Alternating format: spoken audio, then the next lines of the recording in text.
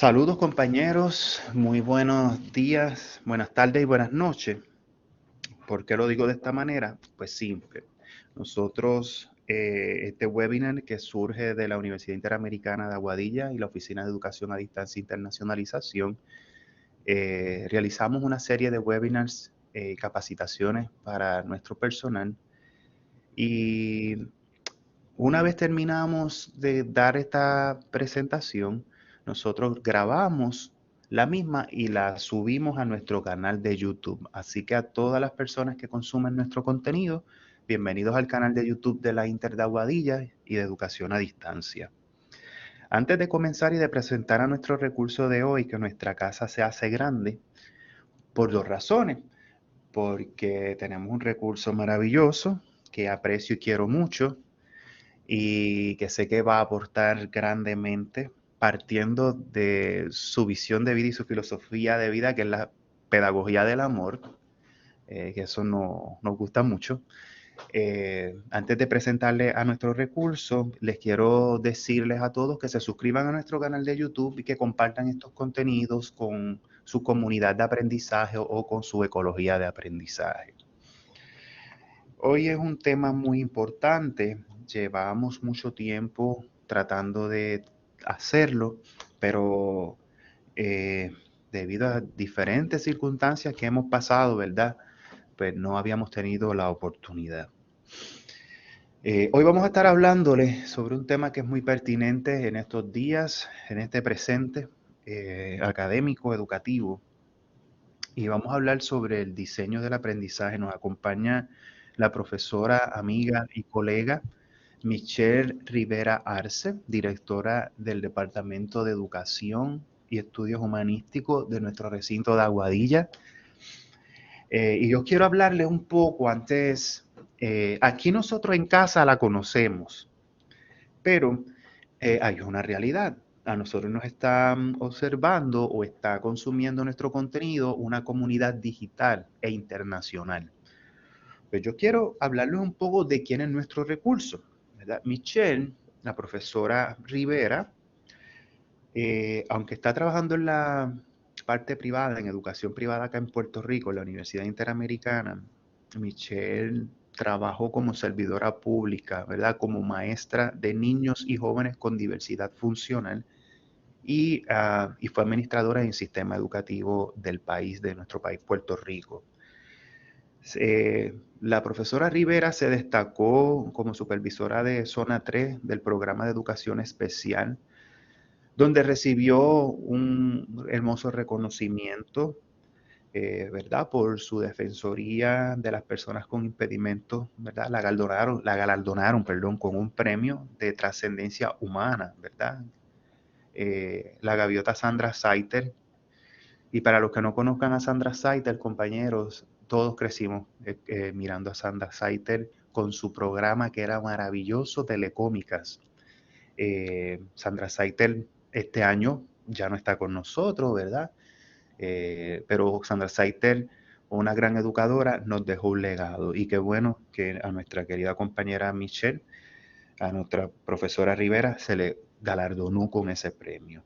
Y fue, ¿verdad? En ese momento fue bien destacado al servicio de las personas con impedimento.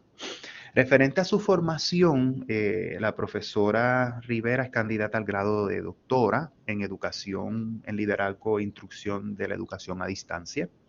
En búsqueda, ¿verdad?, de la equidad y el acceso a una educación de calidad, está desarrollando su disertación sobre el tema de la accesibilidad y las barreras en el aprendizaje de los entornos educativos virtuales en institución de educación superior, o sea, universidad. Excelente tema, de hecho.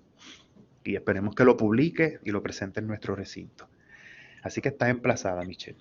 Michelle posee Gracias. un grado de maestría en educación especial con subespecialidad en autismo y administración escolar.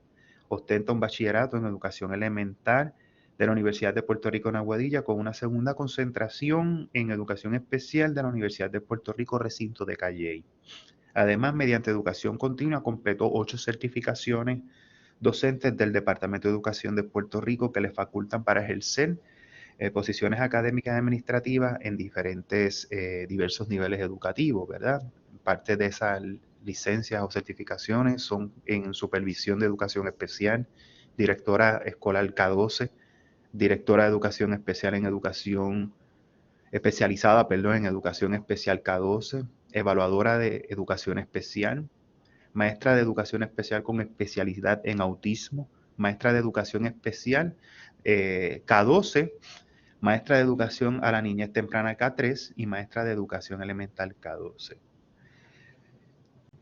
Yo sé que hoy va a ser una mañana muy especial, porque dentro de lo que conozco a Michelle, a la profesora Rivera, le digo Michelle porque le tengo un gran estima y además de ser colega y de respetarnos mucho, hay una hermandad, ¿verdad? Hoy yo sé que Michelle nos va a dar mucha luz en este proceso porque ella es un ser de luz y espero que dentro de su filosofía de vida, dentro de su filosofía educativa, dentro de la pedagogía del amor, nos ofrezca a nosotros el entendimiento para diseñar el aprendizaje en estos tiempos, ¿verdad?, de tanto cambio, para nuestra sociedad con diversidad funcional. Así que Michelle, bienvenida. Te cedo el espacio para que te manifiestes. Mucho éxito.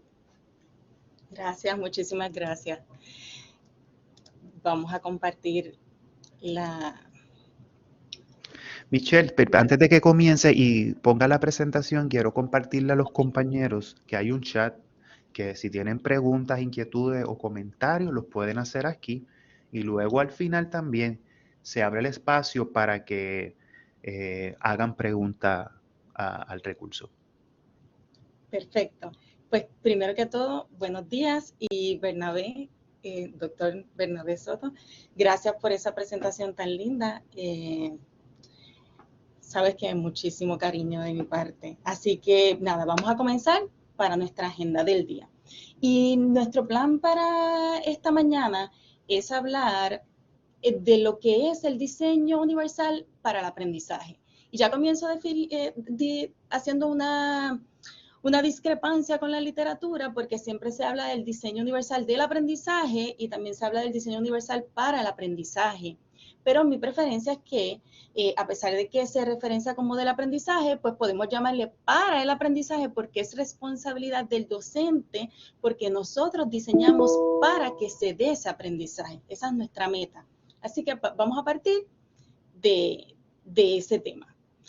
¿Cuál es la agenda o cuál es el trayecto que yo tracé para este diálogo en esta mañana? Pues mira, yo voy a comenzar hablando un poquito, algo bien breve y bien simple, sobre lo que es el diseño instruccional, para entonces movernos a lo que es el diseño universal para el aprendizaje, y ya comencé a diferir con la literatura, y vamos entonces a utilizar de trampolín y de puente de construcción del conocimiento lo que es la personalización y la diferenciación de la enseñanza. ¿Y por qué entonces traigo este asunto? Porque a mi juicio y a juicio de muchísimos expertos en el tema, pues la personalización y la diferenciación de la enseñanza son de alguna manera la aplicación de este marco conceptual o teórico que es el diseño universal para el aprendizaje. Así que ese es el trayecto de esta mañana. Además, ¿verdad? Me gustaría recalcar que esto básicamente es una invitación a una reflexión, a esa reflexión que debemos levantar, a ese diálogo que debemos levantar los docentes sobre el derecho al acceso a la educación, el derecho a la equidad. Así que, pues vamos a comenzar por esa línea. Comenzamos entonces hablando un poquito de lo que es el diseño instruccional y para mi juicio y otras personas que he ido reseñando estaré reseñando durante esta presentación y verdad, reseñé cuando la estuve desarrollando, es el diseño instruccional, es ese elemento medular de lo que es el proceso de aprendizaje. estamos enfocándonos en el proceso de aprendizaje porque lo estamos viendo desde la perspectiva entonces de su función, del rol, de lo que esperamos, lo que proyectamos que el estudiante logre el aprendizaje. Así que es todo. Para un docente, el diseño de la instrucción es todo.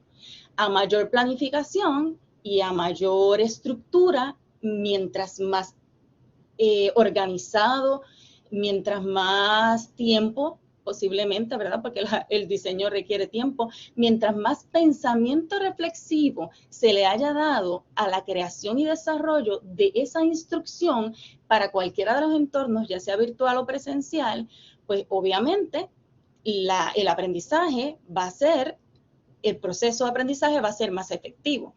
Así que entonces, realmente mientras más estructura y mayor planificación, pues menos riesgos vamos a tomar los docentes de que no logremos la equidad o la accesibilidad en el aprendizaje. Por lo tanto, cuando nosotros estamos trabajando un diseño instruccional, lo que hacemos es planificar detalladamente, de manera estructurada, de manera proactiva, anticipando todas las situaciones o posibilidades que nos vamos a encontrar en los diversos entornos educativos. Y esto no va a importar la modalidad, porque siempre relacionamos el diseño instruccional, y claro que es importante relacionarlo a la instrucción o a la educación utilizada en línea, a la modalidad virtual, pero no se limita porque nosotros diseñamos diariamente los docentes nuestra enseñanza, nuestra instrucción diaria. Así que el proceso, ¿en qué se fundamenta el proceso? El proceso se fundamenta en todas estas teorías de todas las disciplinas académicas que estudiamos los educadores. Específicamente, vamos a hablar de qué? De asuntos relativos al proceso de aprendizaje, las teorías de aprendizaje, cómo los estudiantes aprenden, porque nosotros diseñamos basado en cómo los estudiantes aprenden, para eso son esas teorías de aprendizaje. Y también en todos los aspectos metodológicos, y cuando hablamos de metodología, hablamos entonces de técnica, estrategia, de esos procesos que responden al cómo el estudiante aprende, pero cómo yo lo enseño. Una cosa está atada a la otra y no podemos desligarlo. Cómo él aprende, cómo yo lo enseño. Mi forma de enseñarlo, mi metodología, debe responder a cómo él aprende. Y por esa línea es que vamos.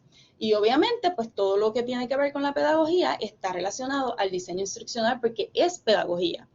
Así que, en cuanto al trasfondo o algo quizá un elemento un poco histórico de dónde surge el diseño instruccional, pues viene de la psicología educativa y responde a cuando se comenzó a tratar de orientar y desarrollar y capacitar a la Fuerza Aérea en el Ejército de los Estados Unidos. Comenzaron entonces a diseñarlo para que fuera efectivo el aprendizaje. Pues claro, cuando la nación está en riesgo, entonces se buscan alternativas para poder entonces capacitar a las personas y garantizar que haya un aprendizaje. Se quería garantizar que haya un aprendizaje y entonces se dio énfasis a lo que era un diseño instruccional apropiado para que se lograra capacitar a esa Fuerza Aérea. ¿Quién es la persona que por primera vez acuña el término del diseño instruccional? Pues Robert Gagné. Y no era exclusivamente, ¿verdad? Porque no estaba dirigido necesariamente a la instrucción virtual, pero como es nuestra tendencia, es nuestro quehacer diario y llegó para quedarse, pues la relacionamos continuamente con la instrucción en línea, porque obviamente la instrucción en línea en entornos virtuales requiere mayor diseño instruccional y más atendido. Porque durante la sala, cuando estamos trabajando en un entorno, un aula presencial, a pesar de que nosotros planificamos detalladamente, surgen circunstancias que podemos atender porque estamos con la presencialidad, la cara a cara, y podemos atender todas esas situaciones al momento, identificando la situación y buscando la alternativa para responder a esa situación. En el entorno virtual, como generalmente es asincrónico, esa dificultad limita la instrucción y por eso entonces se requiere que se trabaje más ese diseño de la instrucción. Y vamos encaminados a que el diseño de la instrucción, ya sea el diseño de la instrucción diaria en el aula presencial o de una instrucción para un curso en línea, pues debe ser accesible para todos y debe ser entonces un diseño universal. Estos fundamentos generales no, son del diseño instruccional, no así específico para el diseño universal para el aprendizaje, y quería compartirlo con ustedes, porque es orientado a las metas y siempre todo diseño de instrucción debe estar centrado en el aprendiz. Y lamentablemente, y me apena mucho, ¿verdad?, decirlo, pero la realidad es que en múltiples ocasiones algunos docentes enfocan más el diseño de su instrucción, a veces diaria, en el educando, en el educador, más que en el educando, en el educador. ¿En qué se les facilita a ellos para manejar y gestionar el salón de clase, gestionar el aula? Eso es limitante. Así que siempre que trabajamos un diseño instruccional, vamos a tratar de enfocarnos en que todo tenga sentido por parte del estudiante, y eso sí se presenta en el diseño universal. Y obviamente se contempla cómo se van a medir todos los resultados y debe ser de alguna manera interactivo, con múltiples alternativas para que se dé esa interacción pedagógica, porque en términos generales la educación a distancia es eso, es un diálogo mediado por la tecnología. Okay. Cuando trabajamos los diseños instruccionales, lo que vamos a observar es que ya sea un diseño para una instrucción de un curso específico o el diseño para la instrucción de una clase que se va a dictar, pues vamos a poder ver cómo se reflejan las teorías del aprendizaje en ese curso. ¿Cuál es el discurso del educador? Si enfoca el conductivismo, el cognitivismo o el conductismo. Así que cada teoría del aprendizaje va a interpretar el diseño universal, el diseño de la instrucción de diferente manera. El diseño universal es más constructivista y humanista. También obviamente va a enfocar el cognitivismo porque es esencial para el aprendizaje, pero va enfocado generalmente en el constructivismo y observando los elementos del humanismo. No se puede desligar de esa pedagogía del amor y no se puede desligar de esa atención a las necesidades de cada cual. Esto es algo bien general, yo no voy a entrar en detalles sobre esto, pero a modo de mencionarlo, porque siempre debemos los docentes de buscar alternativas de proveer, despertar el interés en la audiencia, en este caso la audiencia, en el salón de clases de nuestros estudiantes, y debemos proveer siempre alternativas para que ese interés termine en enriquecimiento. Así que yo lo que hago es que traigo un tema a modo general, despierto la curiosidad sobre el asunto y les exhorto a que continúen indagando e investigando sobre este tema. Sobre eso, ¿verdad? Elvin puede hablarnos y aclararnos dudas en cualquier momento, porque eso es su área de expertise. Cuando nosotros trabajamos el diseño instruccional, pues generalmente a modo bien amplio, utilizamos unas fases desde el análisis, el diseño, el desarrollo de ese diseño de la instrucción, la implementación y obviamente la evaluación de la efectividad del diseño, enfocado en que haya una congruencia desde las metas y los objetivos a las estrategias que yo diseñé y finalmente en la experiencia instruccional y finalmente la evaluación. ¿Cómo funcionó? ¿Fue efectivo el diseño o no? Ningún diseño puede ser rígido, requiere continua evaluación. Ese tema de la rigidez y el tema de la inflexibilidad de los currículos y de los diseños lo vamos a tomar un poquito más adelante, pero no debe haber ningún tipo de inmovilidad de alguna manera con un diseño, porque obviamente todo esto es cambiante y va a responder a ese análisis continuo que hace el docente sobre las necesidades particulares de los estudiantes que están en ese momento. Y eso es importante porque cuando nosotros diseñamos o planificamos para un curso, a veces decimos, bueno, el año que viene voy a utilizar esta información. Sí, el contenido instruccional lo podemos utilizar, la información, pero debe haber variación en las estrategias de enseñanza, debe haber variación en la metodología, debe haber una variación en la forma en que se va a medir ese aprendizaje y en que los estudiantes van a demostrar lo que aprendieron. Y obviamente va a responder porque estamos atendiendo estudiantes que son diversos y que no son los mismos, y ese perfil de esos docentes, de ese grupo, de esos estudiantes que el docente está atendiendo en ese año, nunca va a ser igual al del año anterior. Así que aquí yo les dejo para que ustedes enriquezcan y vayan buscando información. Todos estos son algunos de los modelos que se utilizan para diseñar la instrucción, y a pesar de que, como hemos dicho, ¿verdad?, la instrucción se diseña siempre, esto está enfocado en el diseño de la instrucción en línea. Estos modelos nos sirven entonces para dirigirnos paso a paso para el desarrollo de los cursos en línea. ¿Por qué yo traigo este asunto? El diseño de la instrucción ahora mismo es un asunto que nos aqueja, que nosotros estamos trabajando. Ahora mismo Bernabé en Educación a Distancia está evaluando muchísimos cursos y él está buscando que estos cursos que cada uno de los docentes está desarrollando sean accesibles.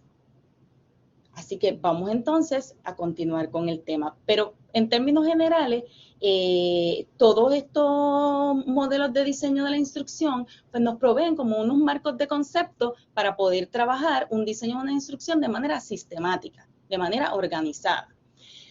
Ahora, cuando estamos desarrollando la instrucción, levantamos el tema, porque tiene que Bernabé y Elvin están evaluando todos los diseños que ustedes están creando. La inclusión versus la exclusión. El diseño de mi instrucción, ya sea un curso en línea o sea en mi clase diaria, y Josué también está en ese proceso de la evaluación. Ese diseño de la instrucción, ¿es de inclusión o es de exclusión? A veces los desarrollos instruccionales de los docentes, sin darnos cuenta, ¿verdad?, los dirigimos o los convertimos en elementos de exclusión, creamos barreras en el aprendizaje.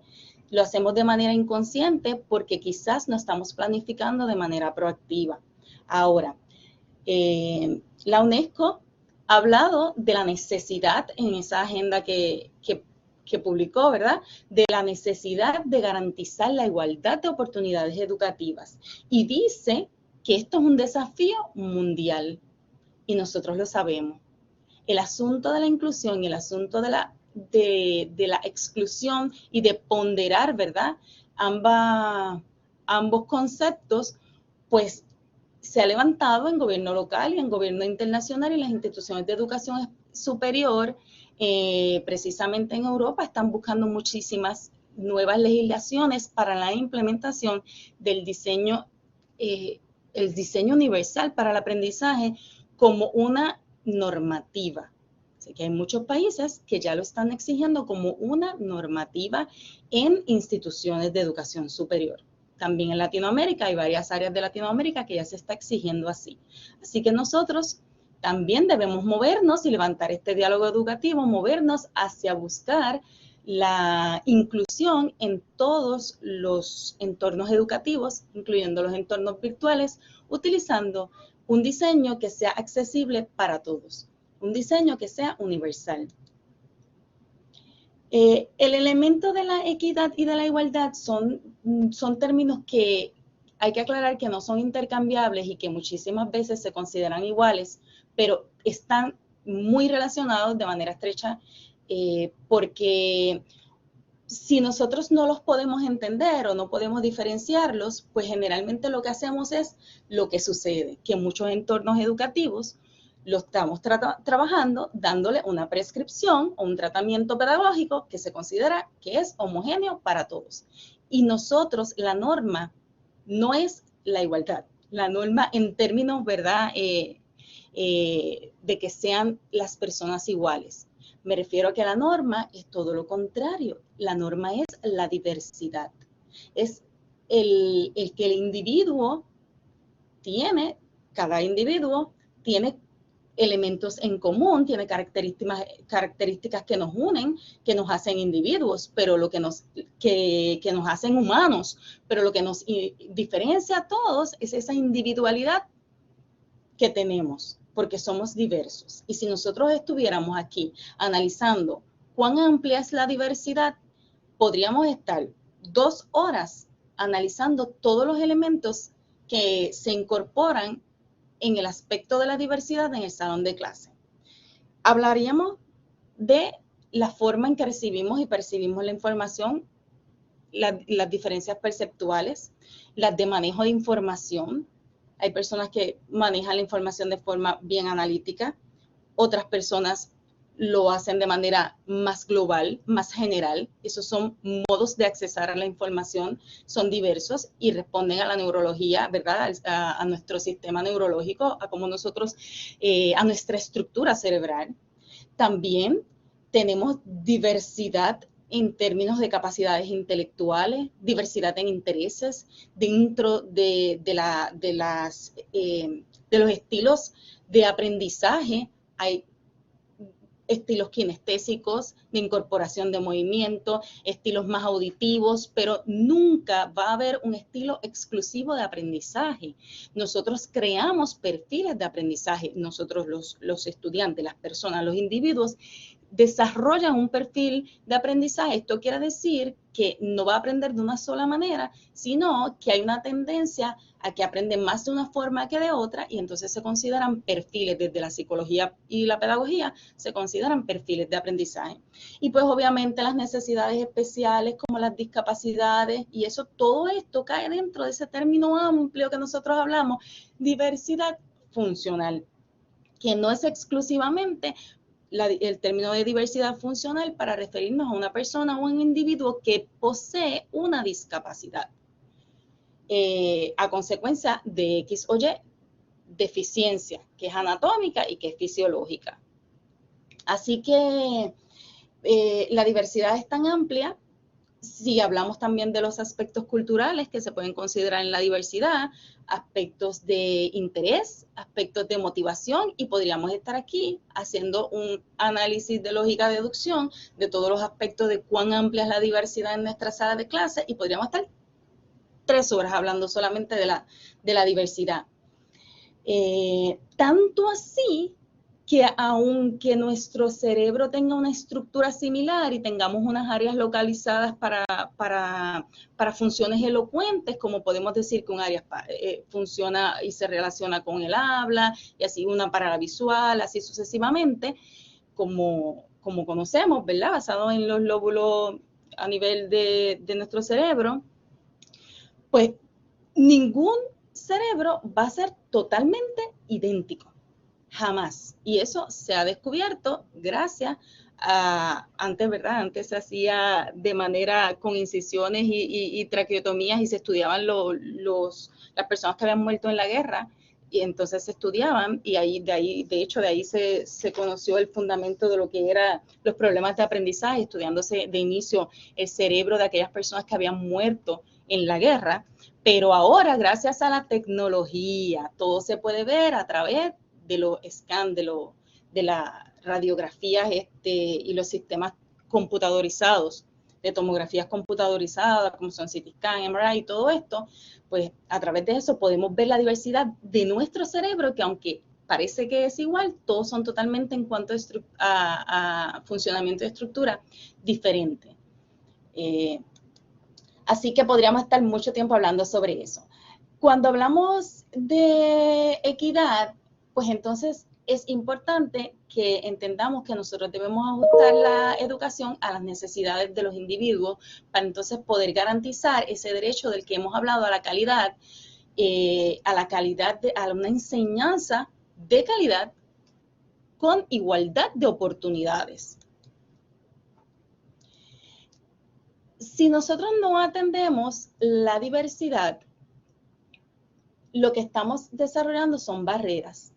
El término barreras se utiliza para todo esto que el contexto físico-social le impone al individuo para que tenga eso y pueda participar de cualquier actividad de manera normal. Y cuando utilizamos ese concepto de las barreras y lo aplicamos al aprendizaje, pues entonces pensamos en que quien crea la barrera debe ser entonces el docente cuando desarrolla una instrucción que no es apropiada, cuando ese entorno educativo que el docente ha preparado, pues ha sido de una forma para una tarea única, como si fuera que todo el mundo va a ir a la tienda y va a comprar una camisa small. Yo garantizo que yo no puedo ir ahora mismo y comprar una camisa small. Esa no es mi talla. Pues entonces, la diversidad se ve en todos los ámbitos sociales y en la educación no es la excepción. No podemos desarrollar currículos y cuando hablamos de currículo, el currículo es todo, desde las actividades de evaluación, los contenidos instruccionales, la metodología de la enseñanza, el qué del aprendizaje, el cómo, ¿verdad? El cómo lo vamos a enseñar, qué vamos a enseñar, cómo lo vamos a enseñar, cómo lo vamos a evaluar, qué tecnologías del aprendizaje o para el aprendizaje vamos a proveer para que esos currículos dejen de ser tan inflexibles y entonces dejen de ser y convertirse en barreras. Es importante señalar que las barreras en el aprendizaje, mejor dicho, ¿verdad? Cuando nosotros en el pasado nosotros hablábamos de que las discapacidades y las barreras en el aprendizaje estaban atadas, pero tenemos que cambiar eso. Sí, están relacionadas a las discapacidades, pero ante un mundo y una población tan diversa en la sala de clase, las barreras no son exclusivamente inherentes al aprendizaje. Las barreras son atadas a la inflexibilidad de los currículos. Así que vamos a mover, según lo ha ido haciendo la literatura, vamos a mover ese eje de que la barrera es ocasionada a la discapacidad, vamos a moverlo porque lo que es discapacitante es el currículo, lo que es discapacitante es el desarrollo que nosotros preparamos de un entorno que no es accesible para todos. Y quizás suena fuerte, pero lamentablemente es así. Y cuando revisen la literatura van a percatarse que ese diálogo se ha levantado y necesitamos movernos de aquella persona con discapacidad a un currículo discapacitado, porque la diversidad no es exclusivamente tener una discapacidad. Así que Ronald Mays presentó, él fue un arquitecto, y él presentó como una condición para que todos los entornos, procesos, bienes, productos, todos los edificios tengan accesibilidad universal. Gracias a este concepto es que los arquitectos, cuando van a hacer su planificación, sus planos, desarrollan un producto, que es ese edificio, que es accesible para todos y todas, para la amplia gama de la diversidad de la población. O sea que las puertas tienen tamaños para todas las personas, no importa si seamos grandes, pequeños, gorditos, delgados. Igual que los edificios deben tener acceso equitativo a los segundos y tercer piso, utilizando el ascensor, la escalera para los que puedan, debe tener identificación de braille, entre otras cosas. ¿Verdad? De alguna manera filosofía y elemento normativo para la accesibilidad universal en la arquitectura que presentó Ronald Mays se ha aplicado a la educación. Y al aplicarse a la educación es que entonces se desarrolla el diseño universal para el aprendizaje, buscando la accesibilidad. ¿Qué es lo que se hace? La educación busca un producto también y es un servicio que nosotros ofrecemos. Pues de igual manera, que los edificios están diseñados de manera que sean accesibles para todos. La educación debe estar accesible para todos y debe diseñarse de esa forma.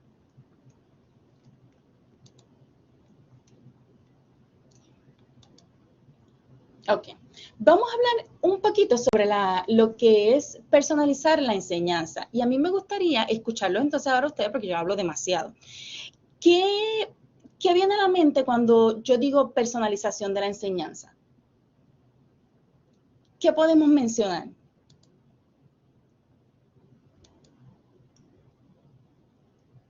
En confianza, los quiero escuchar, compañeras. Saludos, profesora Cardona por acá. Ay, Cardona, saludos. ¿Qué Saludos. pensamos cuando hablamos de personalización de la enseñanza?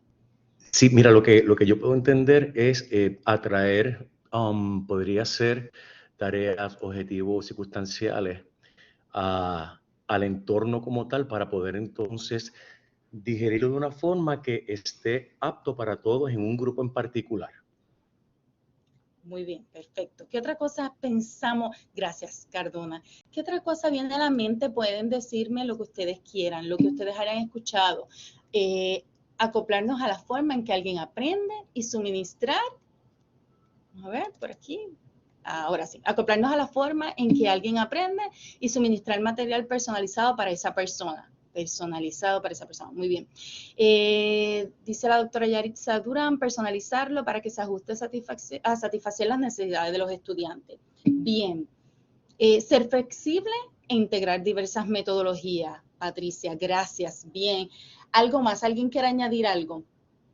Todo lo que ustedes están mencionando está bien relacionado a lo que es proveer el acceso a la educación. Ahora vamos a ver un poquito dos conceptos y me gustaría entonces que me digan qué pensamos ahora. Personalización de la enseñanza versus o contra la individualización de la enseñanza. Hablamos de acoplarnos a la forma en que alguien aprende. Hablamos de personalizar los ajustes y ahora cuando yo menciono personalización de la enseñanza y hablo de individualización de la enseñanza, ¿cómo podríamos diferenciarlo? Pues miren, generalmente cuando nosotros preguntamos o cuando yo pregunto sobre la personalización de la enseñanza, de hecho, cuando uno piensa en la personalización de la enseñanza, pensamos en elementos que tienen que ver con la individualización de la enseñanza y no está mal, pero vamos a aclararlo basado en las tendencias de la literatura para que entonces podamos entender por qué para mí es importante que nosotros trabajemos la personalización de la enseñanza, porque la personalización de la enseñanza responde al diseño universal para el aprendizaje. La individualización sí da acceso a la enseñanza y es correcto, pero es a mi juicio, y yo amo la educación especial y amo los asuntos de la equidad, no obstante, a mi juicio, es bien complicada ponerla en función en el entorno educativo, específicamente en instituciones de educación superior, porque a nivel escolar es diferente. Allá trabajamos con planes de individualización de la enseñanza, planes educativos especializados diseñados para cada estudiante. O sea que partimos en la individualización de la enseñanza de uno. Pero en el caso de la personalización de la enseñanza, sí va a quedar personalizada, pero no vamos a diseñar esa instrucción para una persona. La vamos a diseñar para todas las personas. ¿Y cómo se va a personalizar? Porque vamos a proveer opciones y ellos van a elegir. Y eso es una diferencia entre la individualización. Casi siempre cuando hablamos de personalización, todo el mundo piensa en que tiene que crear una tarea necesariamente para cada persona o tengo que trabajar totalmente de manera individual con la persona. Pues son dos conceptos que están relacionados, pero que hay que considerar que la personalización de la enseñanza es lo que aspiramos trabajar. La individualización de la enseñanza viene de alguna forma, lo podría decir así, de un paradigma integrador. Y la personalización de la enseñanza está respondiendo a lo que es un paradigma, diría, inclusivo. ¿Por qué? Porque cuando hablamos de la individualización, el concepto de integrador responde a que pensamos en las discapacidades, en que tenemos que trabajarlo basado en la discapacidad de las personas. Pero cuando hablamos de la personalización de la enseñanza, hablamos de un paradigma que es totalmente inclusivo, pensamos en que la diversidad es la norma. Así que tenemos que proveer opciones para todos. Y ya estamos hablando de diseño universal para el aprendizaje. Cuando analizamos ambos paradigmas y presentamos ambas conceptualizaciones, ya estamos hablando del diseño universal para el aprendizaje. Personalizamos la enseñanza porque la vamos a desarrollar de manera que ellos tengan opciones para elegir basado en sus intereses, en sus capacidades y pensando, ¿verdad? También en que sea pertinente para ellos. Pero por otro lado, la individualización de la enseñanza lo que hace de alguna forma es trabajar exclusivamente para uno que otro. De hecho, la individualización de la enseñanza es la que responde a los modelos de educación especial que nosotros tenemos.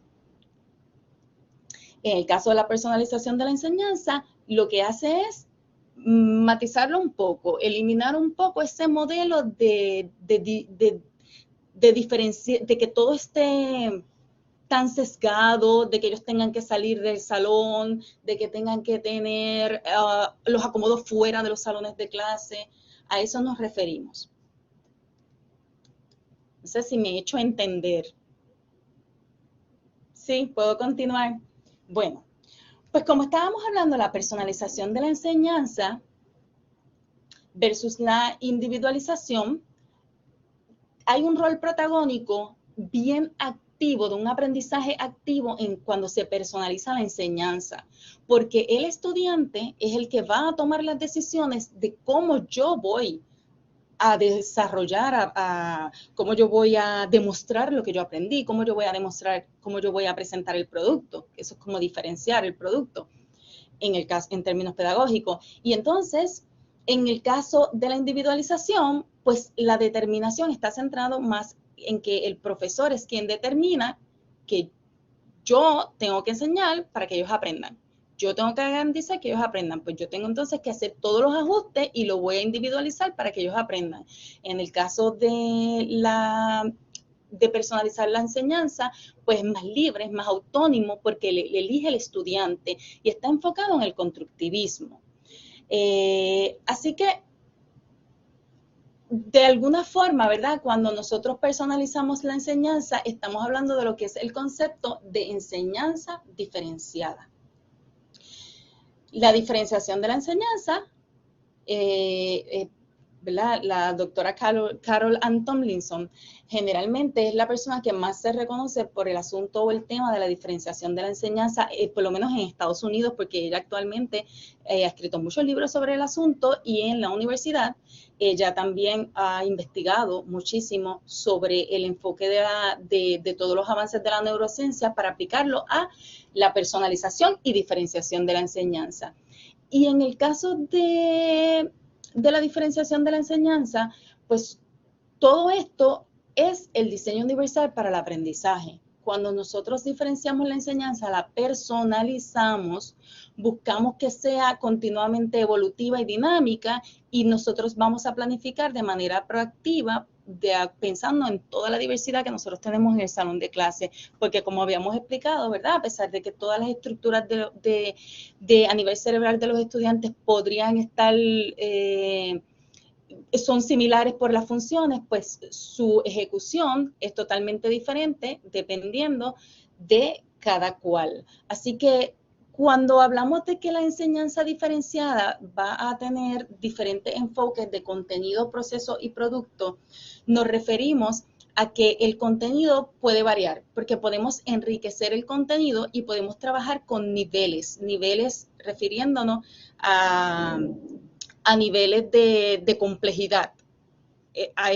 Con esto lo podríamos trabajar con las taxonomías como la de Bloom, Marzano. Nos referimos a trabajar diferentes niveles de complejidad en cuanto al contenido, y también podemos proveer siempre opciones para enriquecer. En cuanto al proceso, pues nos referimos a cómo los estudiantes entonces aprenden, que cada cual aprende de una manera diferente, pues así que debemos proveer diversos enfoques del proceso de aprendizaje, o sea, para que aprendan, y de cómo demostrar lo que aprendieron, que es el enfoque del producto, según lo que presenta, ¿verdad?, Carol Tomlinson. Así que hemos ido anclando, aunque no hemos hablado aún del diseño universal para el aprendizaje, hemos ido anclando cómo el paradigma de la inclusión con la personalización y diferenciación de la enseñanza básicamente responde a lo que es el diseño universal para el aprendizaje. Así que cuando trabajamos en un entorno educativo diferenciado, estamos centrándonos en los estudiantes y no en los docentes, no en lo que se nos hace más fácil, sino que es en todo. Y el estudiante debe involucrarse en la planificación y en la solución de problemas continuamente. Debe ser un rol activo y protagónico. Usamos muchísimo los formatos instruccionales. Cuando yo hablo de formatos instruccionales, yo me refiero a los agrupamientos instruccionales, como decía Taylor, agrupamientos instruccionales. Esto quiere decir, podemos tener grupos, podemos tener tutoría de pares, tenemos trabajo independiente, pero todo va a depender y quién elige, no yo, elige el estudiante, basado en la diversidad, elige el estudiante. Tenemos que proveer oportunidades para que ellos elijan. No es que todas las opciones, en todo momento ellos van a elegir. Vamos a tener ambas cosas. Vamos a tener actividades que son requisitos y vamos a tener actividades que van a tener múltiples opciones y ellos puedan elegir. Obviamente, ¿verdad? Cuando diferenciamos, se reconoce todas las inteligencias múltiples y los estilos de aprendizaje y proveemos siempre recursos como libros y diccionarios para que ellos tengan acceso a entender todo el material que nosotros estamos presentando. Siempre las aulas, los espacios diferenciados deben proveer recursos. En el entorno virtual tenemos que hacer accesible a diccionarios electrónicos y toda esta información para que ellos puedan entonces tener acceso a conocer y a entender lo que allí está escrito. Ok. En términos generales, ¿verdad? Aquí podemos resumir un poco sobre lo que es la enseñanza diferenciada y es importante resaltar que la enseñanza diferenciada debe tener pertinencia para el estudiante y siempre va optando por el máximo de la capacidad. A veces pensamos que diferenciar y personalizar la enseñanza de alguna forma menoscaba las expectativas de aprendizaje o disminuye las expectativas de aprendizaje y no debe ser así. Siempre debemos mantener la expectativa de aprendizaje alto. El resultado debe ser el mismo. La diferencia son los caminos que se eligen, que van a responder a la amplia gama de diversidad que tenemos en la sala de clase. Así que la enseñanza diferenciada y personalizada, quise incorporar ambos términos porque se utilizan los dos. Algunos referentes la defienden como diferenciada y otros como personalizada. Así que por eso les traigo ambos, dependiendo de los exponentes, pero básicamente lo mismo y termina siendo el diseño universal. Así que siempre debe estar considerando el interés de cada estudiante. Y debe tener múltiples opciones, múltiples medios para que ellos puedan aplicar y enseñar, demostrar que ellos aprendieron.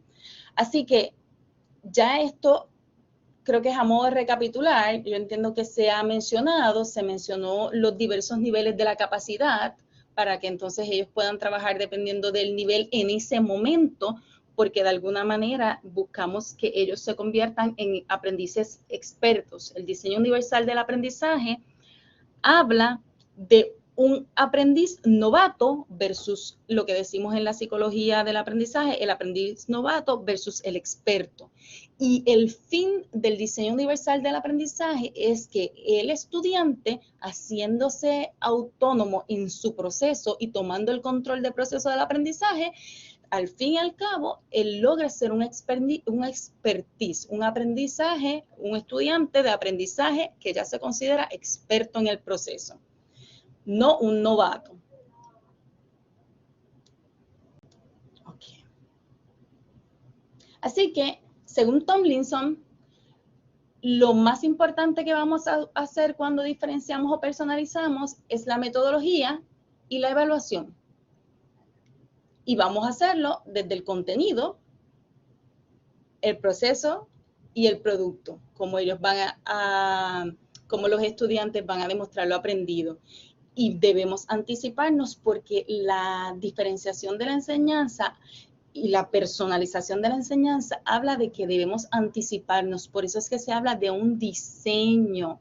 No quiere decir que nosotros vamos a presentar los ajustes después que ya se ha diseñado. ¿Podría darse el caso que tengamos que hacerlo en un momento y hacer una modificación? Perfecto, sí, está bien. Pero lo que busca, lo que hace hincapié el diseño universal para el aprendizaje es que se haga de manera anticipada, que no se modifique la instrucción, sino que se diseñe la instrucción, que no tenga que alterarse la instrucción posteriormente basada en las necesidades, sino que se haga de una manera ya a tono de todas las necesidades o proveyendo todas las opciones para que los estudiantes sientan que tienen acceso.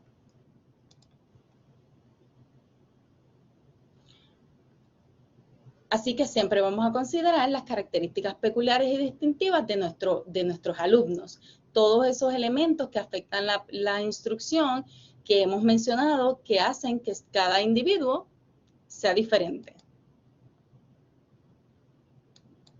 Así que ahí vemos que la educación diferenciada es personalizar la enseñanza. Cuando nosotros trabajamos el diseño universal, y aquí no estoy hablando necesariamente del aprendizaje, hablo del diseño universal en todos los aspectos, desde la arquitectura, se refiere al ambiente físico, como dije, desde los ascensores, la instrucción y la evaluación, y debe convertirse en esta fuerza rectora para que los docentes puedan entonces diseñarlos de manera accesible para todos los rangos amplios de diversidad, todos los extremos de la diversidad que tenemos en la sala de clase. Así que para la década de 1980 fue que el arquitecto que había mencionado anteriormente, Ronald Mace, estuvo trabajando para el desarrollo del diseño universal, en ese caso para la arquitectura. De manera simultánea, básicamente para el 84, comenzó a trabajarse, aunque aún no se le llamó en ese momento diseño universal del aprendizaje o para el aprendizaje, pero comenzó a desarrollarse y en ese momento era enfocado en personas con discapacidad. Y fueron estas dos personas que están aquí, Anne Meyer y David Rose. David Rose ya se retiró, fue profesor de Harvard, de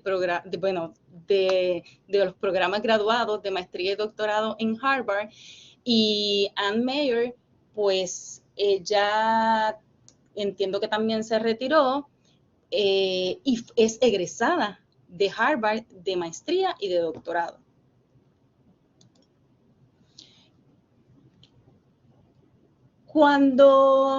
Aquí tenemos dos colaboradores más, pero en general los fundadores del Centro de Aplicación de la Tecnología, que es donde se funda el diseño universal del aprendizaje, fueron los primeros, que son Anne Meyer y David Rose. Así que buscamos entonces hacerlos accesibles, como habíamos dicho, basado en las necesidades, y aquí el punto esencial o neurálgico del diseño universal es la flexibilidad. Es que haya flexibilidad, que no sea rígido. Esa es la esencia, que el currículo, que el diseño, que lo que nosotros estamos trabajando no sea rígido, que siempre tenga opciones. Y ahora lo vamos a ver específicamente en unas pautas. Aquí yo estoy presentando básicamente lo que había explicado anteriormente, que la responsabilidad para no acceder al currículo pues no recae en los alumnos, sino que recae en el diseño. Y para eso entonces el diseño universal del aprendizaje nos exige que lo que nosotros trabajemos o desarrollemos sea totalmente flexible, proveyendo múltiples opciones para que los estudiantes puedan implicarse, ¿verdad? Motivarse y participar en ese proceso de aprendizaje de manera autónoma, que ellos puedan lograr convertirse en aprendices expertos. Ahora entonces vamos a ver cuáles son las redes neuronales que se implican o que se relacionan con el diseño universal para el aprendizaje. Pues cuando se hicieron todos los estudios en los que ha sido basado el diseño universal del aprendizaje, referentes a la neurociencia, esos fundamentos, ¿verdad?, neurocientíficos de este enfoque, habla en términos generales de 3 redes neuronales: una red de reconocimiento, una red estratégica y una red de afección, de afectiva.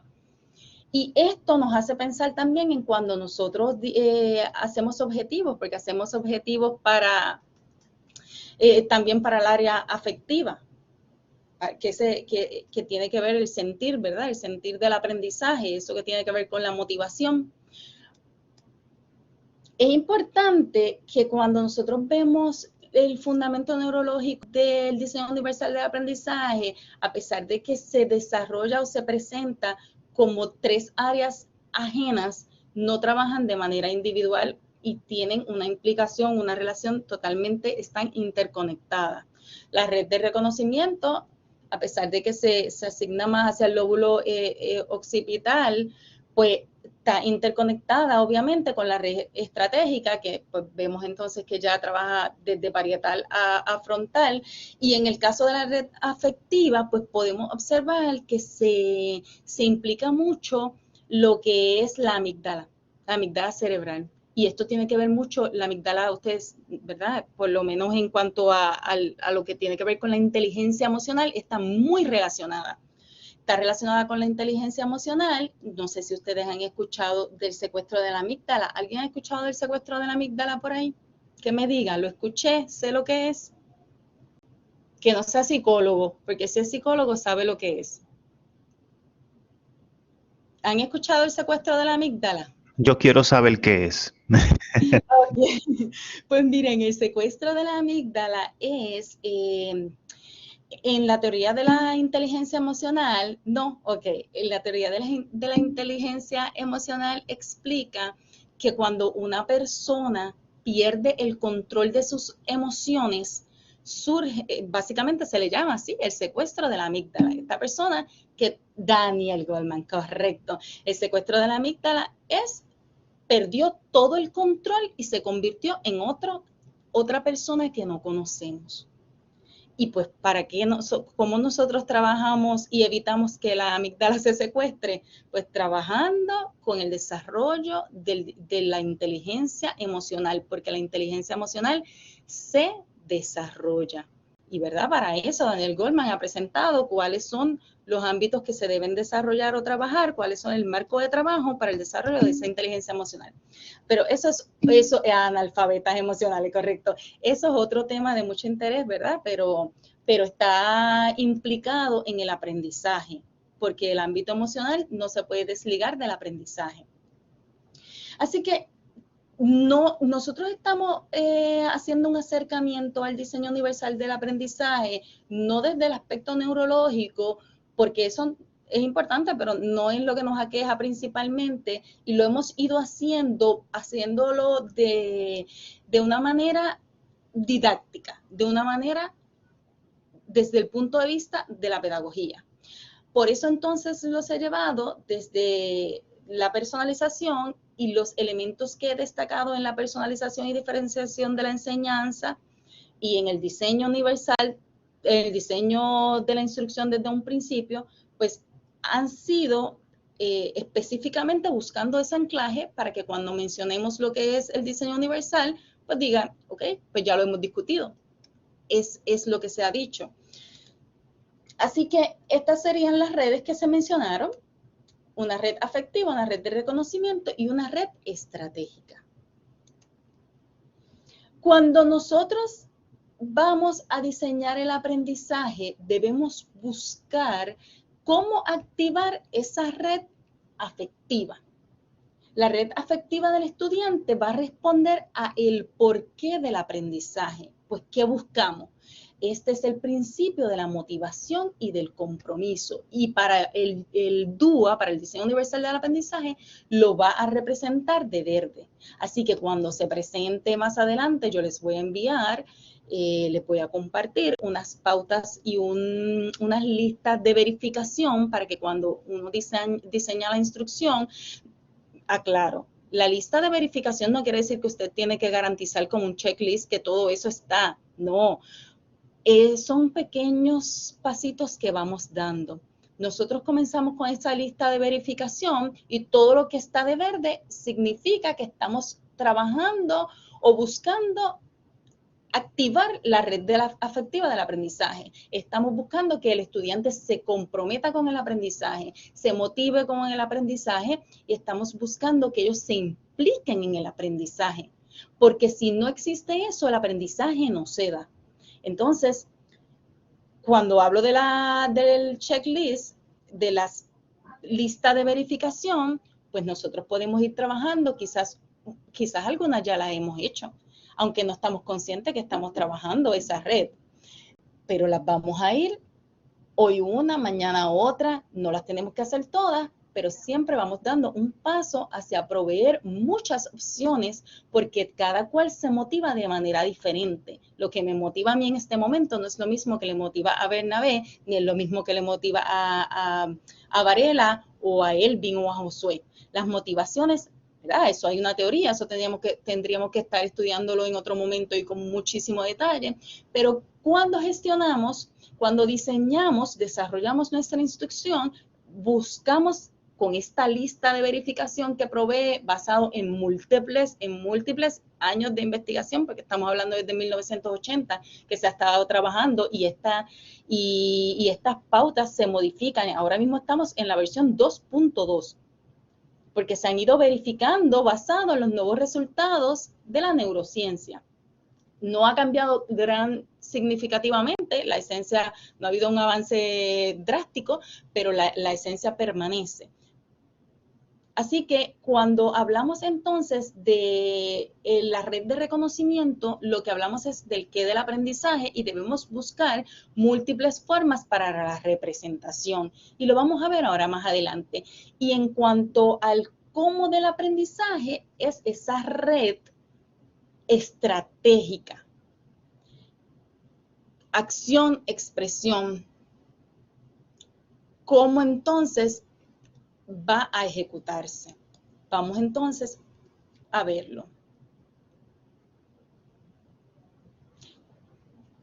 No pierdan de perspectiva, recuerden cuál es la misión del diseño universal del aprendizaje. La misión es derrumbar las barreras en el aprendizaje.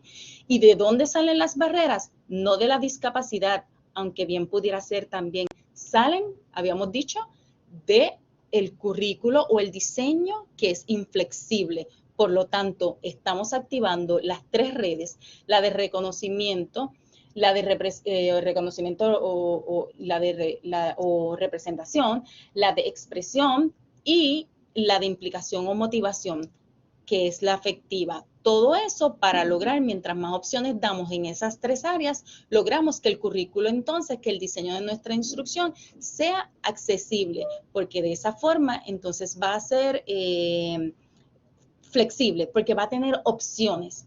Y aquí podemos entonces observar qué es la meta final de cada uno de estos principios. Cuando hablamos de la red afectiva, de que nosotros debemos activar esa red afectiva, que lo que estamos buscando es la motivación, el compromiso, que es diversa también, pues mire, lo que estamos buscando es, la meta es que los estudiantes sean decididos y que sean motivados. Al fin de la representación, cuando buscamos activar esa red de reconocimiento, lo que buscamos es que ellos sean conocedores y que ellos sean ingeniosos, que sean creativos. Ustedes saben que la inteligencia está atada a la creatividad, al proceso de inquirir, a cuestionarse, a preguntarse. Esa es la meta. No es solamente que contesten lo que yo le digo, que copien nuestro discurso, eso es de transacción directa. Nosotros queremos que ellos construyan, creen su propio discurso. Y finalmente, la acción y expresión, que lo que busca, como habíamos dicho que era el cómo del aprendizaje, es lo estratégico, que lo que busca es que ellos sean estratégicos y que estén dirigidos a la meta, que ellos se puedan autoevaluar, que ellos puedan trabajar con esos de metacognición y saber si estoy aprendiendo o no estoy aprendiendo. Eso lo vamos a ver. Aquí tenemos las 3 pautas. Lo que tenemos en la parte superior, cuando dijimos motivación y compromiso, la red afectiva, eso es el principio. Y lo que tenemos al lado son 3 pautas. Una es de acceso, una es de construcción y la otra de internalización. Por eso es que hablamos de metacognición, porque doctora Lourdes Olavarría me está llamando y me vibra el celular y me vibra el... Déjenme un minutito, déjenme apagar aquí. Esto es en vivo, discúlpenme. El reloj estaba vibrando y el celular estaba vibrando, todo estaba vibrando, me están llamando aquí del recinto, así que me disculpan. Cuando hablamos entonces de ese proceso de autorregulación, nos referimos a ese proceso atado a la cognición, que es la metacognición. No hay aprendizaje efectivo si no se desarrolla la metacognición. ¿Cómo yo evalúo el aprendizaje? Esas estrategias que yo identifico para ver si yo aprendí o no, en este caso dirigido a la motivación, porque están individuales. Vamos a verlas. Cuando hablamos de motivación y compromiso, pues todas, de hecho, todas van a estar divididas por las 3 pautas: acceso, construcción y lo que tiene que ver con internalizarlo. El acceso, proveer opciones para que podamos captar el interés, y esto también lo decía Robert Garnett en el diseño instruccional, lo que hablamos en un principio. Tenemos que lograr captar el interés, o sea que él siempre dijo, a pesar de que no era necesariamente diseño universal para el aprendizaje, que debemos buscar activar esa red afectiva, debemos buscar cómo motivarlos y cómo hacer que se comprometan con su tarea. Así que debemos buscar las opciones que ahí nos indica. Optimizar las elecciones individuales y de autonomía, proveerle oportunidades a ellos para que ellos determinen qué quieren hacer, que desarrollen la autonomía en el aprendizaje, que tenga relevancia, valor y obviamente siempre buscamos minimizar las amenazas y las distracciones. Mantener esfuerzo y persistencia, que ya tiene que ver, ¿verdad?, con la construcción. Y ahí, pues nosotros buscamos resaltar la relevancia de la meta de los objetivos, debemos variar las demandas de los recursos, siempre optimizando los desafíos, ¿verdad? Y la retroalimentación es importante en todos. Cuando veamos la próxima, yo lo voy a adelantar un poco solamente para que lo vean, los 3 principios están desarrollados de la misma manera, lo pueden observar. Están desarrollados de la misma forma, tienen los mismos 3 principios.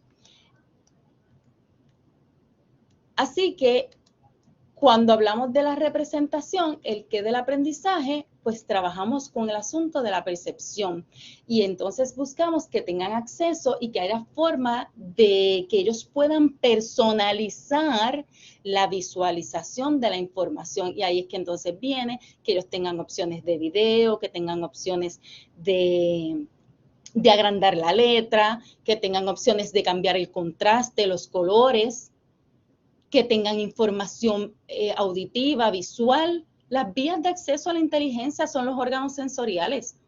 ¿Han escuchado de la teoría de Jean Aris, una terapeuta ocupacional estadounidense, de la integración sensorial? Ustedes saben que los estudiantes o las personas con autismo tienen a veces, no todos, ¿verdad?, porque todo va a depender de cuán afectada tenga la percepción. Algunos no pueden escuchar ruidos fuertes, o esquivan los ruidos fuertes, otros buscan estímulos visuales fuertes de iluminación y se acercan a ver esas luces.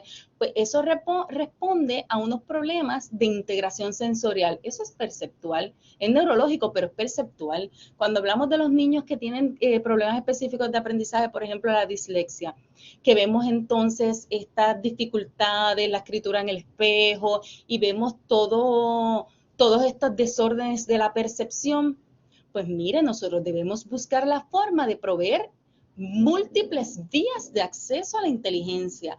Debemos proveerle opciones multisensoriales. En las aulas y los salones de educación especial, cuando son pequeños, buscamos que todo se pueda tocar, escuchar, oler y sentir. Y hasta comer. Porque si tenemos que hacer las letras con dulce y comerlas, mejor, porque debemos abordarlo de manera multisensorial. Y eso no, ¿verdad? No es algo que lo digo yo, es que lo dice en todas las literaturas que tienen que ver con proveer acceso. Buscar múltiples opciones para que ellos puedan entonces percibir. Recuerden que de la percepción, la atención, la percepción, y pasamos a la memoria. Y luego de la memoria, pues, para llevarlo a la memoria a largo plazo, tiene que haber pasado por ese proceso de percepción. Así que proveemos diversos accesos a eso.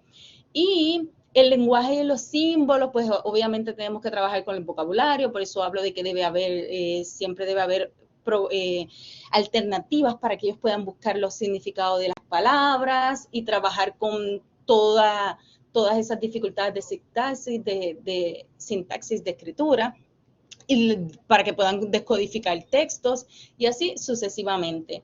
Y también la red de reconocimiento habla de la implicación de lo que es adherente al estudiante, para que se pueda guiar, para que él pueda trabajarlo, porque eso es lo de la metacognición. Cuando hablamos de transferencia, generalizar la información, pues mire, eso es el fin de la educación. Los contenidos instruccionales, lo que nosotros aprendemos, lo aprendemos casi siempre en un contexto limitado, porque lo aprendemos en el contexto en que se enseña en la sala de clase. Pero nosotros tenemos que buscar maximizar esa transferencia y esa generalización del conocimiento a nuevos entornos. Y por eso entonces buscamos experiencias de aprendizaje auténticas. Eso es, cuando yo digo voy a hacer una evaluación auténtica para los estudiantes, estoy refiriendo que la literatura dice que yo los voy a llevar a eso que yo les estoy enseñando a un ambiente lo más cercano posible a una experiencia de contextualización a la vida real. Yo no soy muy amante de las matemáticas, para nada, mejor dicho. Pues a mí, para tratar de enseñarme algo de matemática, tienen que transferirlo y generalizarlo y tienen que dejarme saber que la matemática es para la vida. Si yo no le veo la pertinencia al momento, prefiero usar mi equipo asistivo, mi asistencia tecnológica para las matemáticas, que sería la calculadora. Siempre debemos buscar esa forma para poder, ¿verdad?, activar la red de reconocimiento. Y el principio que se refiere a la red estratégica, el de acción y expresión, pues habla de que todo el tiempo vamos a proveer opciones. Esa es la diferencia entre la individualización y el diseño universal del aprendizaje, que responde a la diferenciación y a la personalización. Aquí nosotros le proveemos las opciones, ellos pueden seleccionar. Algunas van a ser obligatorias, pero ellos pueden seleccionar. Nosotros damos las opciones. En la individualización no damos las opciones, lo trabajamos directamente para cada persona de acuerdo a su necesidad, totalmente individual y no es necesariamente anticipado. Así que vamos a proveer múltiples medios para que se logre la comunicación y múltiples herramientas para que puedan construir y aprender, ¿verdad? Y también importante desarrollar los niveles de apoyo. Unos van a necesitar más apoyo que otros. Y cuando hablo de niveles de apoyo, yo me refiero a esos andamiajes del aprendizaje que nosotros trabajamos con nuestros estudiantes. El aprendiz, hablamos del aprendiz, el estudiante aprendiz y el aprendiz experto. El aprendiz novato requiere mucho andamiaje y le vamos a estar proveyendo unos niveles de apoyo altos. Una vez nosotros no podemos dejar al estudiante sin esos niveles de apoyo, sin ese andamiaje, porque vamos a perderlo en el camino. A medida que el estudiante se va comprometiendo, se va implicando en el aprendizaje y va construyendo su aprendizaje, nosotros vamos disminuyendo los niveles de apoyo y el estudiante entonces se convierte en el experto, que ya entonces pasa el conocimiento de su memoria de trabajo a su memoria a largo plazo. La diferencia entre el aprendiz experto y el aprendiz novato es que el aprendiz novato requiere mucho apoyo porque está trabajando todo el tiempo con su memoria a corto plazo, con la memoria de trabajo, esa que se llama, antes era a largo plazo y ahora la memoria de trabajo. El otro no.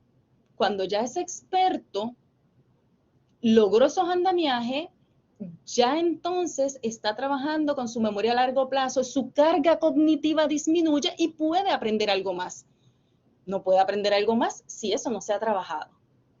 Esto es esencial para el aprendizaje. Y importante, ¿verdad? Siempre lo que tiene que ver con en este caso, la función ejecutiva, ellos deben trabajar su metacognición, ellos deben monitorear su progreso y para monitorear el progreso, aunque ellos estén buscando mejorar la capacidad de su progreso, ellos necesitan que nosotros le demos una retroalimentación, que nosotros estemos continuamente dándole feedback.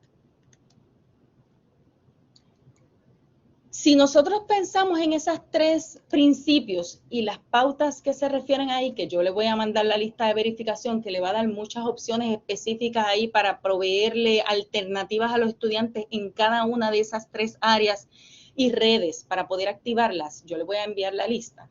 Están en internet, en la página del CAST. Pues nosotros debemos buscar entonces opciones de que hayan actividades en el salón de clase obligatorias, optativas y de enriquecimiento. Ya vemos el anclaje, a dónde los iba llevando.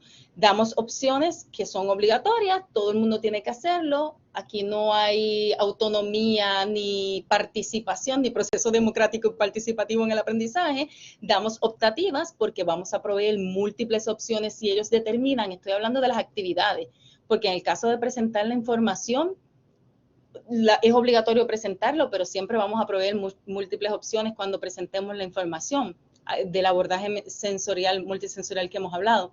Actividades optativas, ellos determinan cuáles van a ser porque el camino es diferente, pero el lugar a donde vamos a llegar es el mismo, que es el producto, que es el aprendizaje que esperamos, que son esas expectativas de aprendizaje que hemos determinado en nuestros objetivos.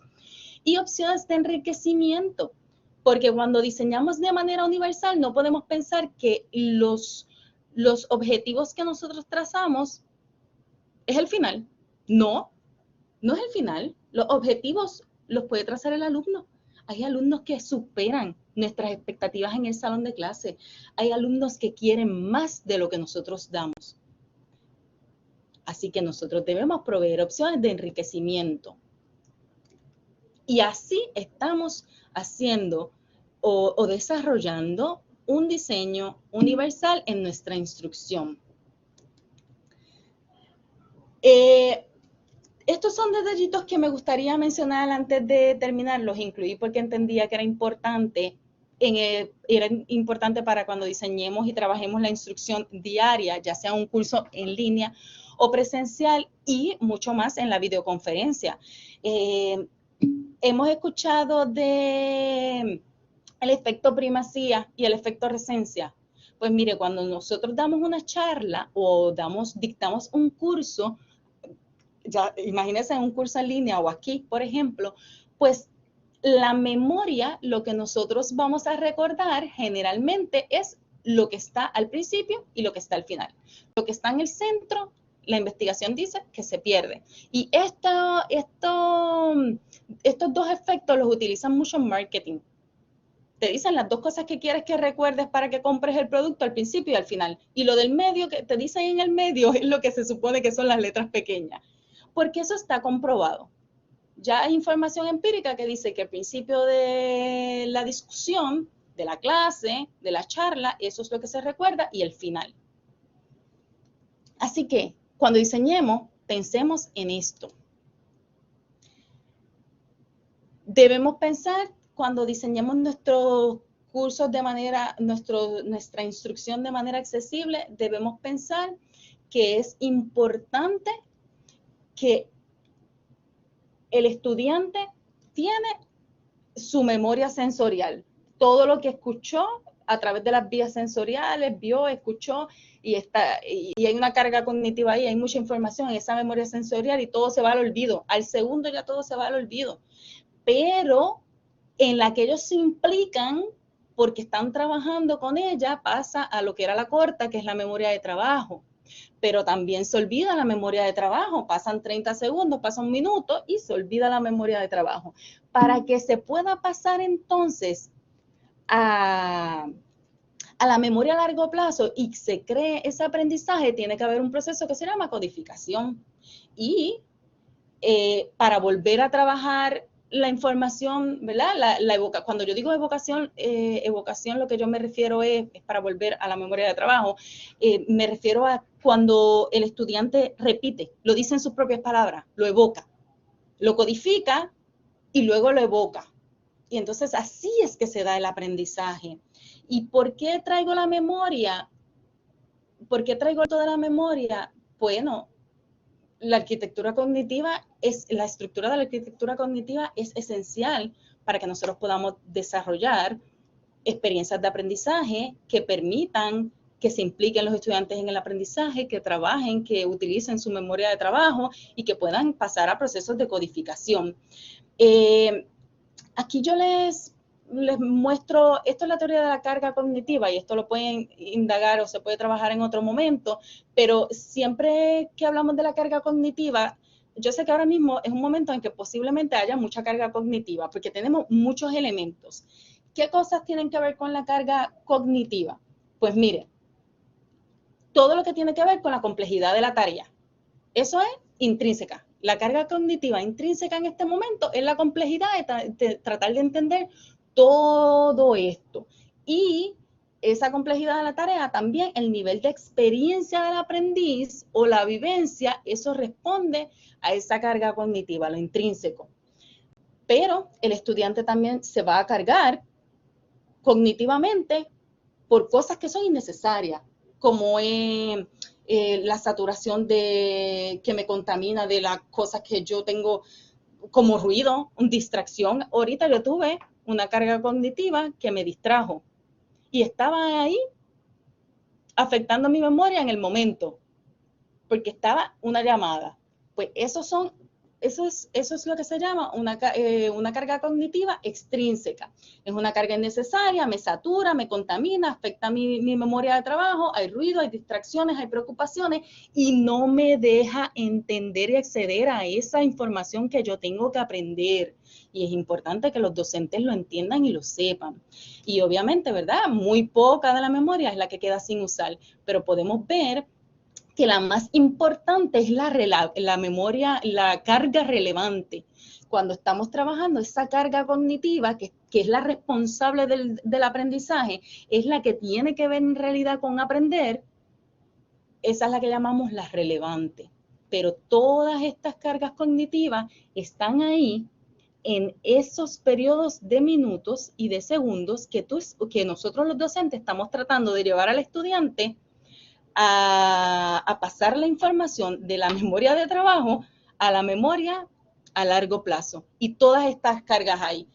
Los pajaritos por allá, el otro gritando, alborotando, otro haciendo llamadas en el teléfono.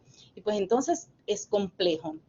Y por eso se sugiere que cuando damos acceso al currículo y trabajamos con un diseño universal, proveamos oportunidades de que se disminuya esa carga cognitiva, de que hagas una actividad física y aeróbica y en línea, si ustedes hacen este tipo de encuentros virtuales que son largos, pues mire, ¿qué dice la literatura?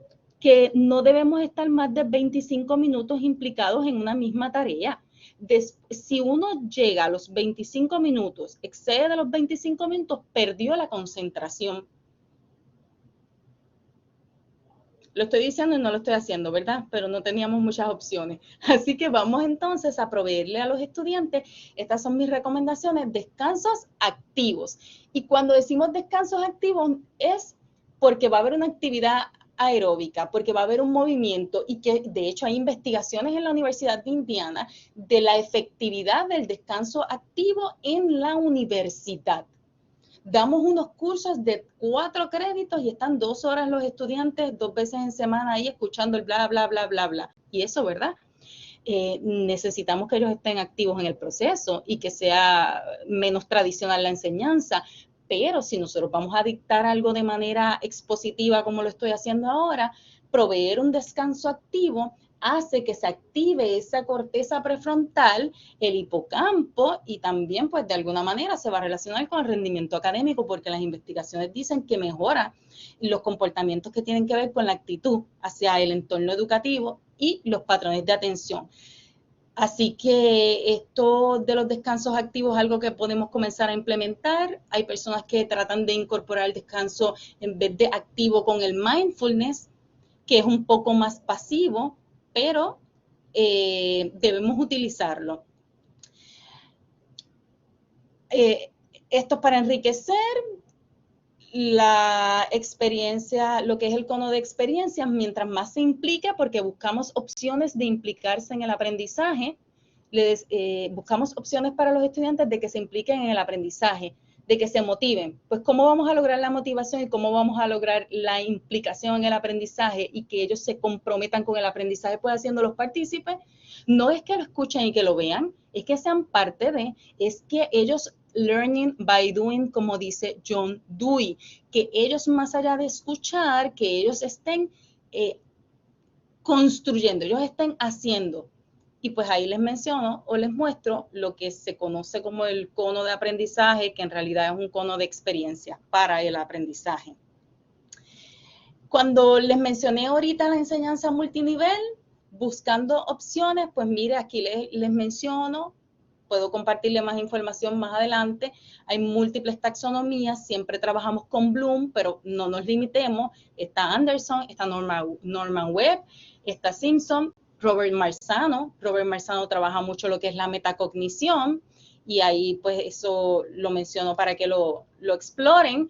Aquí les comparto para próximas desarrollos, cuando vayan a desarrollar su instrucción, una comparación que proveyó hace años el Departamento de Educación de Puerto Rico, en la que ellos muestran la comparación de las taxonomías de aprendizaje desde los niveles más simples hasta los niveles más complejos o más profundos del aprendizaje. Y entonces ahí que le presento de León es alternativas para trabajar lo que es la enseñanza multinivel que se habla en el diseño universal del aprendizaje o en la diferenciación de la enseñanza.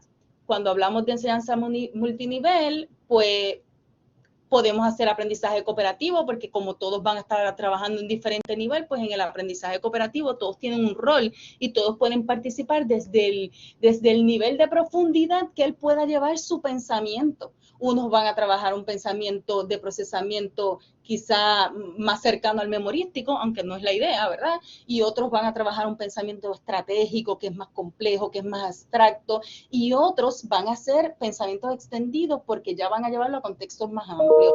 Y todo eso en un proceso de aprendizaje de cooperativismo, en un aprendizaje de colaboración, igual en la tutoría de pares, aprendizaje en proyectos, podemos trabajarlo, una enseñanza multiniveles en los aprendizajes por proyecto, ¿verdad? Basado en proyectos, y así sucesivamente.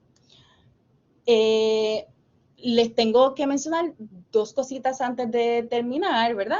Una es la evaluación formativa, que es bien importante, así que abuelo de pájaro, les menciono que en un aula o en un entorno educativo que sea accesible y diseñado con la accesibilidad universal, pues tenemos que proveer la oportunidad de que el estudiante se autorregule, y para eso usamos la evaluación formativa. El diseño instruccional del aprendizaje de alguna manera accesible exige una evaluación formativa continua. Necesitamos proveerles retroalimentación. Lo que buscamos con la retroalimentación es que el estudiante pueda disminuir la brecha entre lo que él aprendió a la meta deseada. Así que es responsabilidad tanto del docente como del estudiante reducir esa discrepancia. Y hay, ¿verdad?, 3 tipos. Nosotros le proveemos a los estudiantes, damos el feedback, el feed forward, lo que sigue, lo próximo. El feedback es hacia atrás, como lo hice, y el up, que es referente, ¿verdad?, desde el punto de vista del estudiante, ¿a dónde va? ¿Cuáles son sus metas? Pero cuando yo digo feed forward, yo me refiero a que yo le voy a decir qué es lo próximo en la próxima tarea, qué yo espero de él en la próxima tarea. Y el feedback es cómo ejecutó en la tarea anterior. Ahí les recomiendo para que los lean, ¿verdad?, los principios para una buena práctica de la retroalimentación. Esos son los 7 principios para una buena práctica de la retroalimentación. Siempre información relevante. No le diga, siempre déjele saber cómo va a lograr un mejor desempeño y proveerle información relevante. Entonces les comparto algo que me parece muy, muy pertinente para el diseño universal. Cuando trabajamos la retroalimentación, debemos enfocarnos en una retroalimentación que sea reflexiva, porque el diseño universal habla todo el tiempo de la metacognición y de las oportunidades de que el estudiante se autorregule para lograr ser un aprendiz experto y para que él logre apoderarse de su propio aprendizaje. Por lo tanto, le damos esta información de lo que es en el pasado, de cómo ejecutó en la tarea que presentó, qué esperamos de él en el próximo. Y todo esto se une y está esa retroalimentación de la meta. De alguna manera es como una meta de evaluación. El estudiante se autoevalúa y él mismo se da una retroalimentación basado en lo que se espera de él, en cómo él ejecutó, y aquí lo podemos ver cómo interactúa las dos funciones. Lo que es la retroalimentación desde el punto de vista del profesor está en la parte superior, lo que tiene que ver con el feedback, el feed up y el feed forward. Pero desde que comienza a hablar, yo creo que es que yo no estoy señalando. Bueno, desde que yo estoy aquí moviendo el cursor y ustedes no lo están viendo porque no seleccioné ahora, aquí sí. Desde aquí, desde la retroalimentación como meta evaluativa, todo esto que está aquí abajo ya es implicado en el estudiante. Ya es el estudiante analizando y reflexionando sobre su aprendizaje. Inclusive la retroalimentación, este modelo de retroalimentación estratégica reflexiva busca que el estudiante lo compare y lo hable y lo trabaje con sus pares, que tenga un diálogo reflexivo como alumno, más allá de la guía del docente, que eso sería lo que dice hetero por aquí. Aquí se refiere a que el estudiante lo trabaje y lo evalúe basado en la guía del docente, a lo que es la coevaluativa, que el estudiante tenga la oportunidad de hablar con sus compañeros y hablar sobre cómo mejorar mi trabajo. Eso yo creo que nosotros no damos mucha oportunidad. Nosotros le damos el feedback y el estudiante lo podrá analizar, pero esto es algo a grandes rasgos. Esto es bastante complejo y necesitamos proveerle oportunidad a los estudiantes de que haya una retroalimentación que sea más allá de lo que yo le proveo, que sea estratégica, que permita la reflexión y que el estudiante pueda hasta compartirlo con los compañeros como un proceso de coevaluación.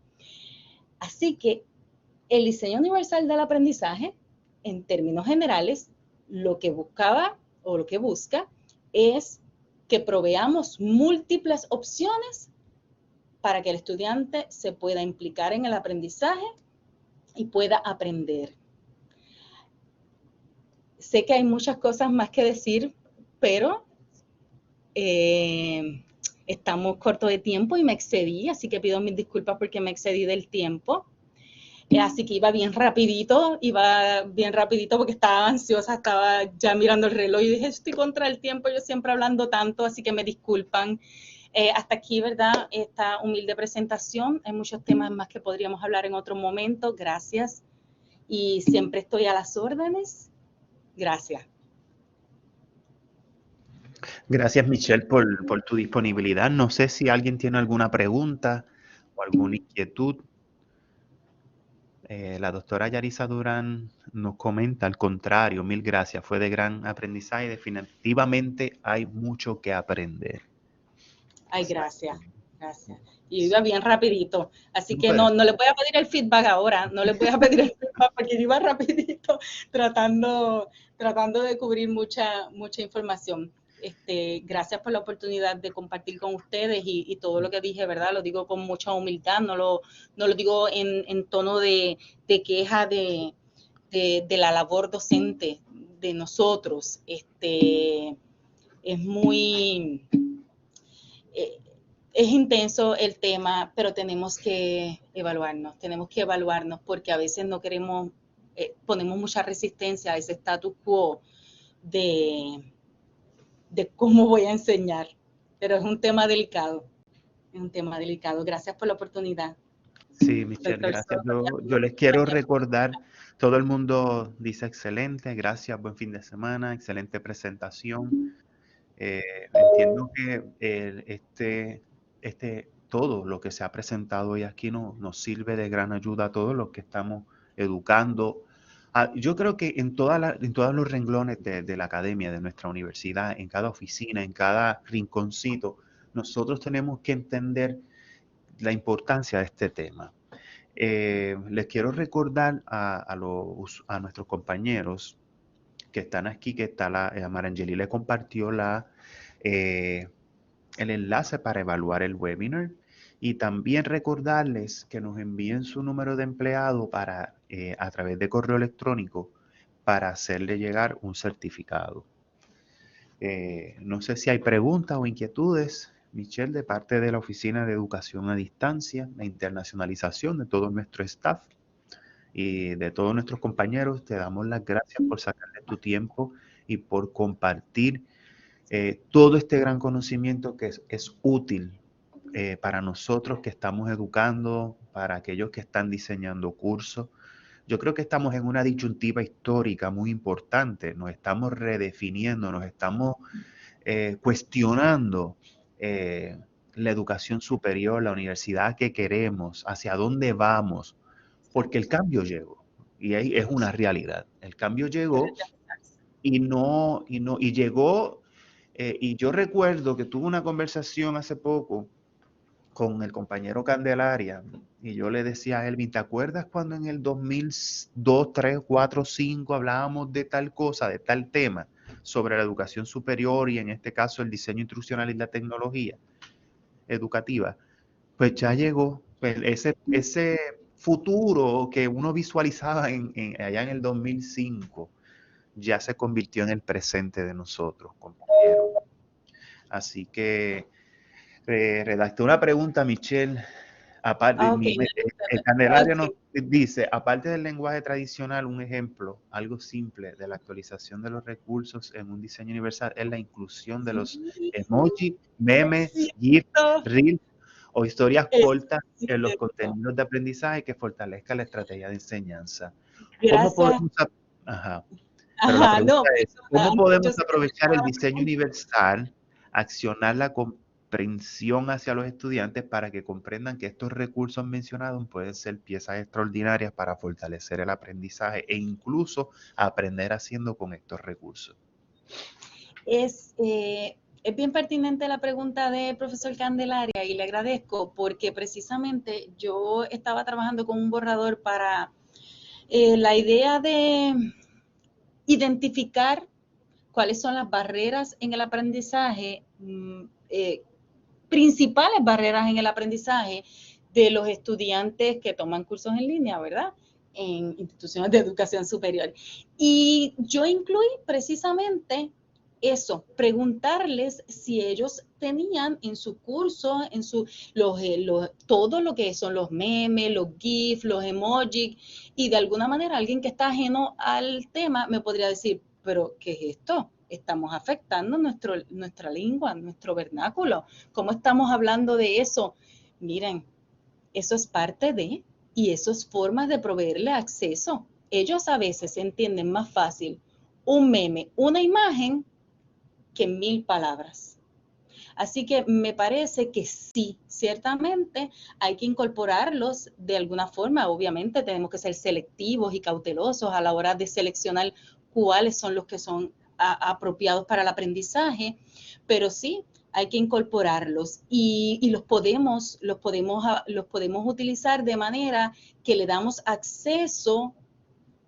De alguna forma le estamos proveyendo múltiples formas de presentar el material. Sería que ellos puedan acceder a los contenidos utilizando los emojis, utilizando los memes, lo que está diciendo, sí los podemos aprovechar y entonces los trabajaríamos para esa red. De hecho, podríamos incorporar texto con emoji, memes y texto y audio. Podríamos incorporarlo todo, sirve para abordaje multisensorial. Y de hecho, leo ahora, ¿verdad? Que él menciona que se puede aprender utilizándolo. También se le pueden dar tareas de creación, tareas en las que nosotros le pidamos que utilicen o que seleccionen o que creen memes sobre un asunto académico. ¿Por qué no? ¿Por qué la academia tiene que ser aburrida? Si aprender no debe ser un proceso aburrido ni doloroso, debe ser un proceso de amor, debe ser un proceso de alegría. Así que debe ser un proceso de diversión, un proceso que en vez de lágrimas lo que debe sacar es carcajadas.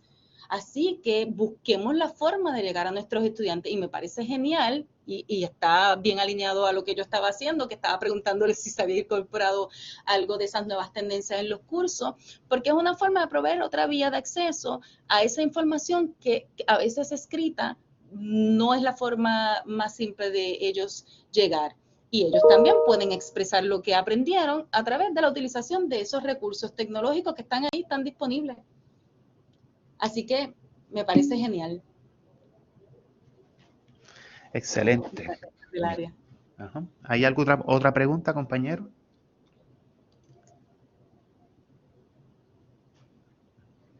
No, al parecer no.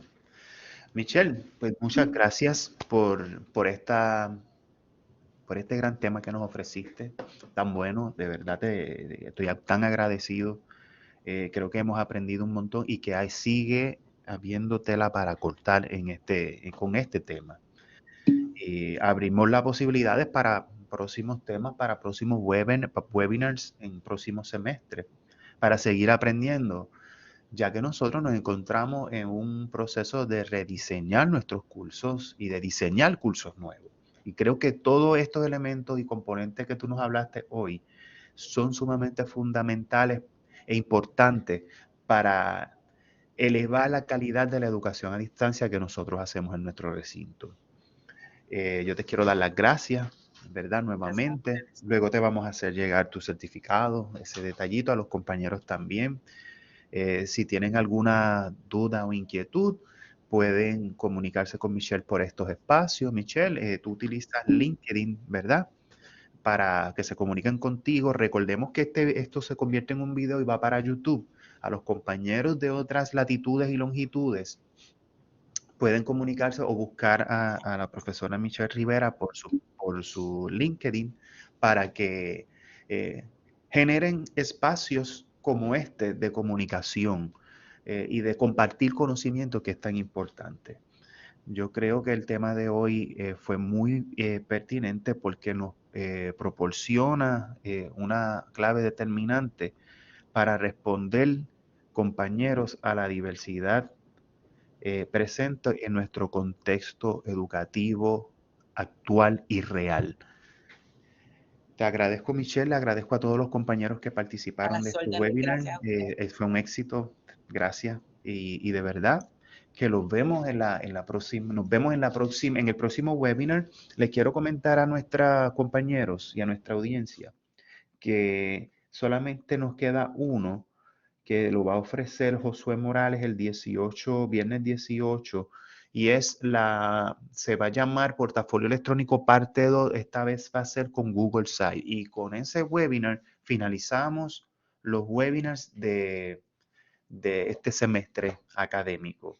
Próximamente, antes de irnos de vacaciones, se le estará enviando vía el Decanato de Asuntos Académicos el itinerario de webinars para el semestre de enero a mayo. Así que tengan todos un buen fin de semana, muchas bendiciones, suscríbanse a nuestro canal de YouTube y le envío a todos muchas bendiciones y que innoven pedagógicamente porque mucha falta que nos hace. Así que buenas noches. Ay, sí, hay una reunión convocada para el 18, pero el taller será por la mañana. Así que gracias, compañeros. Gracias, Michelle. Gracias a todos los que estuvieron aquí con nosotros compartiendo. Así que tengan un excelente día.